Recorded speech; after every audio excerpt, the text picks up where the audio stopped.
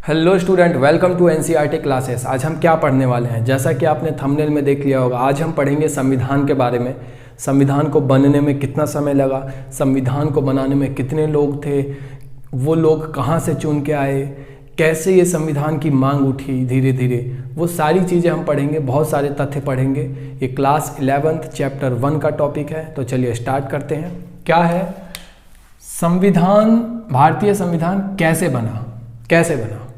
बहुत सारी चीज़ें एक प्रोसेस के हिसाब से पढ़ेंगे। पहले क्या हुआ, फिर क्या हुआ, फिर क्या हुआ, ऐसे करके तो याद रहेगा थोड़ा सा।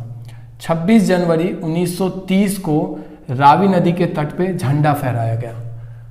26 जनवरी, देखो आंदोलन तो पहले से ही चल रहे थे, आज़ादी की मांग तो बहुत पहले से थी। 26 जनवरी 1930 को रावी नदी के तट पे झंडा फहराया गया। अब झंडा फहराया 26 जनवरी को, तो 26 जनवरी को हमने क्या मान लिया? एक नियति दिन। नियति दिन का मतलब है प्रारंभ का दिन, कि यही स्टार्टिंग का दिन है। अब इस दिन को हम याद रखेंगे। जब भी आज़ादी या कुछ ऐसा कुछ नई उपलब्धि होगी तो इस दिन का हम दोबारा से यूज़ करेंगे। वही यूज़ बाद में 26 जनवरी 1950 को संविधान लागू करके किया गया था, गणतंत्र दिवस के रूप में, है ना। कहते हैं ना 26 जनवरी कहाँ से आया, वो यहीं से आया था। ठीक है, तो इस दिन को फिर हमने क्या मान लिया? नियत दिन, प्रारंभ का दिन। हुआ क्या उसके बाद? 1930 को झंडा फहराया गया। 1934 में एमएन रॉय संविधान की मांग करने लगे कि भैया संविधान तो चाहिए, अब संविधान के बिना हम नहीं रह सकते, संविधान लाओ। एक संविधान में हित अहित सारी बातें होनी चाहिए, लेकिन संविधान तो चाहिए। एमएन रॉय ने मांग कर दी 1934 में। अब 1934 में करी है तो एक साल बहस हुई अंग्रेजों में कि भैया दे कि नहीं दे। एक साल बाद पारित कर दिया, चलो ले लो संविधान। संविधान सभा की मांग को स्वीकार कर लिया गया। अब मैंने बोला संविधान मांगा, संविधान सभा की मांग को स्वीकार कर लिया, ये क्या बात हुई? संविधान को स्वीकार करो ना। एक्चुअली में संविधान को ही स्वीकार किया है। संविधान को स्वीकार करने का तो यही मतलब है ना कि संविधान बनाने के लिए भी तो चाहिए कोई। बनाएगा कौन? सभा बनाएगी। अब संविधान को हाँ बोलना, इसका मतलब सभा को हाँ बोलना, कि आपने सभा बनाने की छूट दे दी कि चलो तुम सभा बना लो। ठीक है, तो संविधान सभा को हाँ कर दिया गया कि चलो ठीक है, तुम्हारी बात मान ली। प्रांतीय चुनाव की अनुमति दे दी। अब संविधान सभा के साथ साथ क्या हुआ? प्रांतीय चुनाव की अनुमति दे दी कि तुम चुनाव कर सकते हो प्रांत लेवल पे। प्रांत मतलब होता है राज्य का। उस टाइम होता था ना बंगाल प्रांत, मद्रास प्रांत, तो ऐसे ही क्या प्रांत मतलब राज्य के लेवल का, राज्य जैसा ही, हालांकि इससे बड़ा था लेकिन राज्य जैसा ही। तो उस लेवल पे चुनाव की अनुमति दे दी कि नीचे के लेवल पे तुम चुनाव कर लो, कोई बात नहीं, लेकिन मालिक तो हम ही रहेंगे। अंग्रेजों ने ये बोला मालिक तो हम ही रहेंगे, नीचे तुम चुनाव कर लो, अपना तुम देख लो जैसा भी। तो चुनाव की अनुमति दे दी और संविधान सभा की मांग को स्वीकार कर लिया। इस चुनाव की अनुमति के लिए एक एक्ट भी आया। एक्ट का नाम क्या है? Government of India act 1935। क्योंकि ये 35 में आया था इसलिए उसका नाम 1935 है, कि इस एक्ट के तहत हमें ये अनुमति दी गई। Government of India 1935। कोई पूछे क्या लिखा था उसमें यही लिखा था कि संविधान सभा की स्वीकृति हो गई थी और प्रांतीय चुनाव की अनुमति दे दी गई थी इस एक्ट में। ठीक है, नेक्स्ट क्या है? 1935 में हमें स्वीकृति मिल गई। 1940 में अगस्त प्रस्ताव पारित हुआ। अगस्त प्रस्ताव बहुत फेमस प्रस्ताव है, इसके बारे में जान के रखना हमेशा कि क्या था इस प्रस्ताव में, क्या लिखा था। इसमें लिखा था लोगों के प्रतिनिधि को ही संविधान सभा में चुना जाएगा। अब लोगों के प्रतिनिधि कहाँ से आ गए यहाँ पे? देखो 1935 में जब चुनाव के लिए, प्रांतीय चुनाव के लिए अनुमति दे दी, तो चुनाव के बाद लोगों के प्रतिनिधि तो आएंगे ना। अब हम विधायक को चुनते हैं ना, विधायक को या सांसद को हम चुनते हैं, तो वो हमारे प्रतिनिधि तो कहलाते हैं। तो उस 1935 के प्रांतीय चुनाव में हमने कुछ ना कुछ तो प्रतिनिधि चुना होगा ना। वही प्रतिनिधि आपस में चुन के, क्योंकि अब जो संविधान बनाने वाले जो लोग होंगे, संविधान जो बनाएंगे, वो उनको अब हम नहीं चुनेंगे। हमने तो उनको चुन ही लिया है, जो प्रांत लेवल पे हमसे हमारे ऊपर राज करते। उन्हीं प्रांत लेवल पे से चुन के कोई संविधान बनाने के लिए भी आगे जाएगा। ठीक है। जो हमने प्रतिनिधि चुना है उन्हीं प्रतिनिधियों में से कोई एक या दो या जितनी भी ज़रूरत होगी वो संविधान बनाने के लिए जाएगा आगे, ठीक है। वही चीज़ लिखी है यहाँ पे कि लोगों के प्रतिनिधि को ही संविधान सभा में चुना जाएगा। जो यहाँ पे जीते हुए होंगे जो यहाँ पे विनिंग कैंडिडेट होंगे उन्हीं में से चुन के, थोड़े से चुन के या सारे, जितनी भी ज़रूरत होगी उन्हीं में से आगे जाएंगे संविधान बनाने के लिए, ठीक है। तो अगस्त प्रस्ताव में ये लिखा था और ये पारित हो गया। कब हुआ? 1940 में, ठीक है। अब 1940 में पारित हो गया, देश चल रहा है, ठीक ठाक चल रहा है। अब 1946 आ गया। अब जुलाई 1946 को संविधान सभा के सदस्य चुन लिए गए। अब जो भी वहाँ पे उस टाइम जीते थे प्रांतीय चुनाव में, उनमें से चुनना तो था। तो जुलाई 1946 को संविधान सभा के सदस्य चुन लिए गए उन्हीं में से, ठीक है। कैसे चुने गए ये हमारा अगला टॉपिक होगा, उसमें हम डिस्कस करेंगे, ठीक है। वो भी अपना एक पूरा टॉपिक बनेगा। अभी ये समझ लो कि चुन लिए गए। अब चुन लिया तो आगे क्या होगा?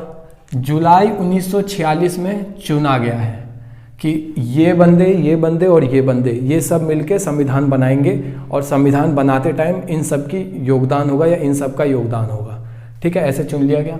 अब हुआ क्या? 9 दिसंबर 1946, डेट याद रखना। क्यों डेट याद रखने को कह रहा हूँ? एक रीज़न है। 9 दिसंबर 1946 को पहली बैठक बैठी, संविधान सभा की पहली बैठक बैठी। उस पहली बैठक में देखो, जैसे राज्यसभा, लोकसभा, इन सब के स्पोक्स पर्सन होते हैं ना, अध्यक्ष, जो एक ऊपर बैठा हुआ होता है उसको कहते हैं अध्यक्ष महोदय, हमारी बात सुनिए अध्यक्ष महोदय, फिर सबको टाइम देता है बोलने का। तो वही अध्यक्ष संविधान सभा में भी थे। लोकसभा, राज्यसभा, विधानसभा, जैसे ये सभाएं हैं ना, देखा होगा तुमने, ऐसे ही संविधान सभा भी थी, अलग से नहीं थी, एक कोई ग्रुप नहीं था बंदों का, यही थे, ग्रुप ही था मतलब कि, लेकिन बैठे ऐसे ही थे। तो उनका भी तो एक अध्यक्ष होगा, जो लीडर होगा, जो ऊपर सुनेगा बात। 9 दिसंबर 1946 को संविधान सभा की पहली बैठक बैठी, जिसमें डॉक्टर सच्चिदानंद सिन्हा को भारतीय संविधान सभा का अस्थायी अध्यक्ष चुना गया। अस्थायी इसलिए, उस दिन हो सकता है राजेंद्र प्रसाद आए ना हो या फिर उस दिन अटेंड ना हुए हों। तो होता है ना कि अरे आज मॉनिटर नहीं आया तो चल एक दिन के लिए तू मॉनिटर बन जा। तो वो वाला सीन था कि 9 दिसंबर को डॉक्टर सच्चिदानंद सिन्हा को संविधान सभा का स्थायी नहीं, परमानेंट मतलब होता है स्थायी, यहाँ पे अस्थायी है कि परमानेंट नहीं बने लेकिन अस्थायी रूप से अध्यक्ष बन गए, ठीक है, सच्चिदानंद सिन्हा। लोग कहते हैं ना कि भारत के पहले राष्ट्रपति राजेंद्र प्रसाद थे। पहले राष्ट्रपति अगर थोड़ा टेक्निकली देखें ना तो डॉक्टर सच्चिदानंद सिन्हा थे, ठीक है, लेकिन वो बात अलग है कि वो सिर्फ 2 दिन के लिए थे। क्यों 2 दिन के लिए? 9 दिसंबर 1946 को वो अस्थायी बने और संविधान सभा ये रहा, और दूसरी बैठक हुई 11 दिसंबर को, उसमें राजेंद्र प्रसाद बन गए। राजेंद्र प्रसाद स्थायी अध्यक्ष बने, अब की बार अस्थायी नहीं, स्थायी। तो 11 दिसंबर 9 दिसंबर 2 दिन के लिए तो बने, 1946। तो 2 दिन के लिए ये थे अस्थायी अध्यक्ष, इसलिए ये कहीं ना कहीं राष्ट्रपति के पद पे थे एक तरह से देखा जाए तो, ठीक है। आप अगर गूगल भी करेंगे तो आपका नाम आ जाएगा वो। नेक्स्ट क्या है कि संविधान सभा को कुल कितने लोग थे? संविधान सभा में कुल कितने लोग थे? 389 लोग थे विभाजन से पहले। देश का विभाजन भी तो बीच में ही हो गया था। हम इधर संविधान बना रहे थे, संविधान के लिए लोग चुने गए कि आप इस बलूचिस्तान से आप आएंगे, इस प्रांत से आप आएंगे, इस प्रांत से आप, पूर्वी पाकिस्तान से, इधर से ये सब आएंगे ऐसे। हालांकि पाकिस्तान नहीं बना था उस टाइम पे, लेकिन आप हर जगह से ऐसे करके चुने गए और जब चुन लिए गए तो उसके बाद फिर कहीं ना कहीं बंटवारा हो गया।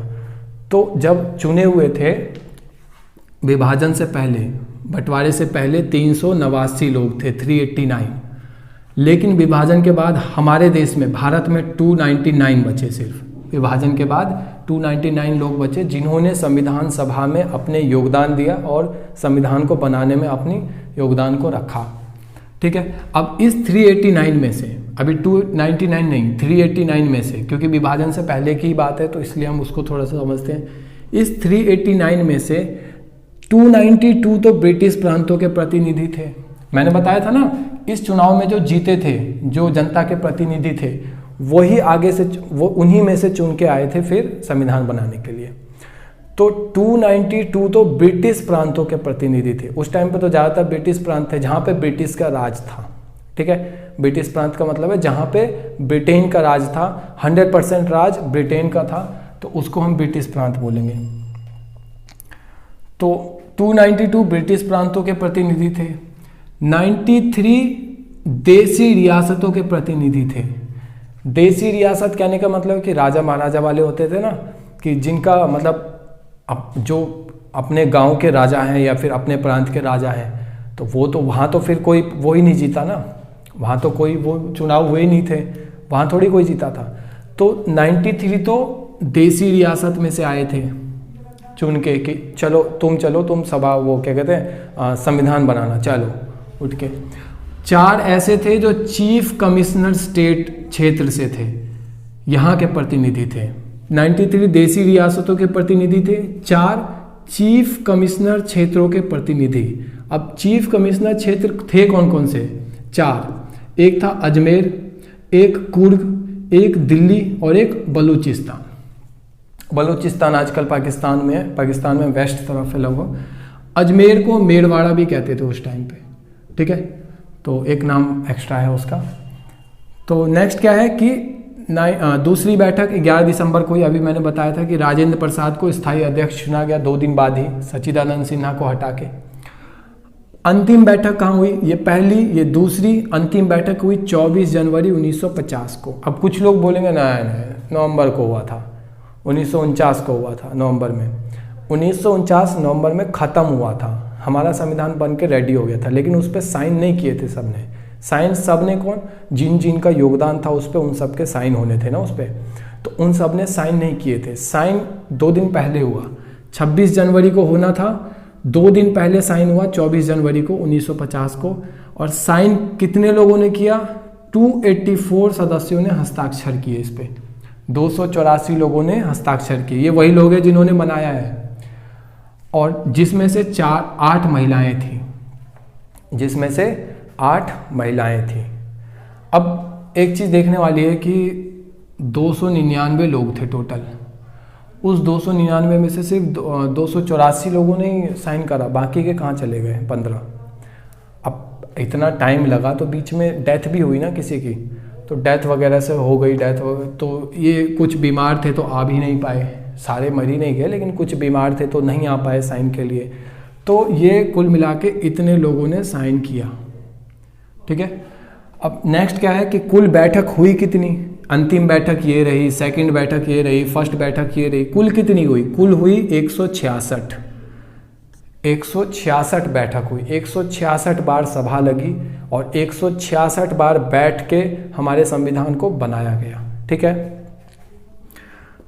संविधान सभा का गठन किसके तहत हुआ? देखो हर चीज का एक योजना होता है, किस योजना के तहत संविधान सभा का गठन हुआ? इस टाइम आप याद रख लो, कैबिनेट मिशन योजना। ये क्या है कैबिनेट मिशन? मैं बताऊंगा नेक्स्ट टॉपिक जब आएगा ना, यही टॉपिक है नेक्स्ट में। जब नेक्स्ट टॉपिक आएगा तो कैबिनेट मिशन योजना बताऊंगा मैं। अभी सिर्फ तुम याद कर लो कि कैबिनेट मिशन योजना के तहत हुआ था। हर चीज़ के लिए एक योजना होता है, जैसे बैंक बहुत सारे खाते खुले तो वो क्या था? जनधन योजना था। अब पैसा बंद हो गया तो नोट बदलाव, ये भी किसी न किसी योजना के तहत हुआ। लोगों को घर के लिए पैसा मिल रहा है, आवास योजना के तहत हुआ है। तो हर चीज़ का एक योजना होता है ना, पॉलिसी होती है। तो इस पॉलिसी के तहत हमारे संविधान सभा का गठन हुआ था, मतलब बना था। संविधान सभा जो बना इस योजना के तहत बना था। ठीक है, ये योजना कहाँ से आई, किसने दिया, ये सब नेक्स्ट टॉपिक में हम पढ़ेंगे अगली वीडियो में। संविधान बनाने में कुल दिन कितना टाइम लगा? संविधान बनाने में 2 साल 11 महीने 18 दिन। यार 12 दिन और लगा के 3 साल कर देते, याद रहता। तो ऐसा नहीं हुआ, 12-13 दिन लगभग कम थे। 31 का साल या जैसा भी था, 30 का 31 का, तो 12-13 दिन लगभग 3 साल में कम थे। 2 साल 11 महीने 18 दिन, रट लो इसको क्योंकि ये बहुत इंपॉर्टेंट है। 2 साल 11 महीने 18 दिन। डॉक्टर भीमराव रामजी अंबेडकर इसको ना मतलब कई बार लोगों को पता नहीं होता इनका पूरा नाम। तो इनका पूरा नाम है डॉक्टर भीमराव रामजी अंबेडकर।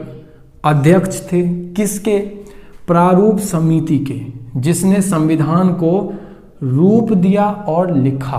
देखो क्या होता है ना, मैं एक सच बताऊं कि सबको यही लगता है कि अंबेडकर जी ने ही संविधान लिखा था और तो कोई था ही नहीं, वो दिन रात मेहनत करके संविधान लिखा। देखो मेहनत ज़्यादा इसलिए हुई क्योंकि आपको आंसर पता होता है, लेकिन उसको किस ढंग से लिखूं, उस आंसर को लिखने का स्ट्रक्चर क्या होना चाहिए, ये स्ट्रक्चर तैयार किया था इन्हीं के ग्रुप ने। संविधान को बनाने के लिए ना समितियां बैठी थी, समिति मतलब ग्रुप। लगभग आपको कहीं पे ना 8 ग्रुप मिलेंगे, कहीं पे 17 ग्रुप मिल जाएंगे, क्योंकि कुछ ग्रुप को इम्पोर्टेंट समझा जाता है, कुछ को नहीं। 13 के आसपास ग्रुप थे, 13 के आसपास मतलब कहीं पे आपको 17 भी मिलेंगे मिलने को। तो मोस्टली अगर जगह देखा जाए तो 13 के आसपास ग्रुप थे। उस 13 ग्रुप में से एक ग्रुप था प्रारूप समिति। जैसा कि नाम से ही पता चल रहा है, संविधान का प्रारूप, स्ट्रक्चर, इंग्लिश में इसको कहते हैं स्ट्रक्चर। संविधान का पूरा स्ट्रक्चर जो तैयार करा वो इन्होंने करा। कुल मिला के 13 ग्रुप थी, अगर मेरी बात समझो तो 13 ग्रुप था। 13 ग्रुप में से 12 ग्रुप का क्या काम था? 12 ग्रुप का काम था कि कौन से अधिनियम रखने चाहिए, क्या अधिकार होने चाहिए, क्या उत्तरदायित्व होना चाहिए, हम टैक्स कैसे दें, सरकार कैसे बनेगी, चुनाव कैसे होगा, हर चीज़ पे, वित्त से रिलेटेड, पैसे से रिलेटेड, मौलिक अधिकार से रिलेटेड, हर चीज़ से रिलेटेड पर बहस करना। बहस ये टीवी बहस नहीं, बहस कुछ पॉजिटिव बहस जिससे कुछ निर्णय निकले, ठीक है, तर्क संगत बहस। अपनी बहस को तर्क में देना कि मैं इसलिए बहस कर रहा हूँ क्योंकि मैं ये कहना चाहता हूँ। तो इन सब पे बहस करने का काम था 13 ग्रुप का। 12 ग्रुप का। 13वें ग्रुप का क्या काम था? इस बहस से जो भी नतीजा निकला कि किस अधिनियम को लेना चाहिए और किसको नहीं, उसको लिखने का काम, और किस ढंग से लिखा जाए, वो काम था 13वें ग्रुप का, जिसका नाम था प्रारूप समिति। इस प्रारूप समिति में कुल 7 लोग। इस प्रारूप समिति में कुल 7 लोग, हर ग्रुप में लोग थे और हर ग्रुप का एक लीडर था। जवाहरलाल नेहरू भी किसी ग्रुप के लीडर थे, बहुत सारे लोग ऐसे लीडर थे। BR अम्बेडकर लीडर थे, हमारे राजेंद्र प्रसाद जी लीडर थे 2-3 ग्रुप के, एक आदमी 2-2 ग्रुप के भी लीडर थे कई बार। तो जिस ग्रुप ने संविधान को लिखा, बहस चली, सोचा, सब कुछ किया, सब थे। 12 ग्रुप ने बहस किया, सोचा, सब कुछ किया। 13वें ग्रुप ने संविधान लिखा, उसको किस तरह से, कौन से अधिनियम के बाद कौन सा अधिनियम आए ताकि समझने में आसानी हो। ऐसा ना हो कि एक अधिनियम यहाँ और इससे रिलेटेड एक अधिनियम कहीं और फेंक दिया, ऐसा ना हो। तो इसको पूरा स्ट्रक्चर देना, लिखना, ये सारा काम था प्रारूप समिति का। और इसके लीडर कौन थे? इसके लीडर थे BR अम्बेडकर जी हमारे, ठीक है। इसलिए बोला जाता है कि संविधान किसने बनाया? BR अम्बेडकर ने बनाया। देखो BR अम्बेडकर ने संविधान नहीं बनाया, जिस ग्रुप ने संविधान को लिखा, जिसने संविधान को प्रारूप दिया, स्ट्रक्चर दिया, उस ग्रुप के लीडर थे BR अम्बेडकर।